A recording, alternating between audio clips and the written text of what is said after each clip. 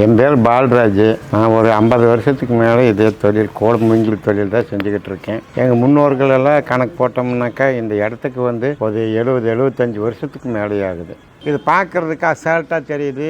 இது செய்யணும்னா லட்சக்கணக்கில் வேணும். முந்தியெல்லாம் வந்து ரயில்வே பார்சலெல்லாம் இருந்தது. வெளியூருக்கெல்லாம் போச்சு. மதுரை, திண்டுக்கல், அது இது வடநாடு பக்கம், அது பக்கமெல்லாம் அப்போ ரயில்வேலெல்லாம் புக்கிங் பண்ணுவாங்க. இன்றைக்கி வந்து அது பூராமே போச்சு. பிளாஸ்டிக் பொருளுக, இந்த பிளாஸ்டிக் பையுக, ஒயர் பையுக இதெல்லாம் வர்றதுனால கூடனுடைய வேலை இருக்கு, எடுத்து நடத்துறதுக்கு ஆள் இல்லை. அவங்களுக்கு கிடைக்கிற வேலைக்கு மாறுபட்ட வேலைக்கு போயிட்டாங்க. நம்ம வயசு உள்ளவங்க தான் இதை செஞ்சுக்கிட்டு இருக்கிறோம். எங்களுக்கு பின்னால் இதுக்கு பேர் என்னன்னு கேட்டால் கூட சொல்ல மாட்டாங்க. இது மூங்கில்னு கூட அவங்க வாயில் வராது. அசைஞ்சது தான் எங்களோட முடியுது.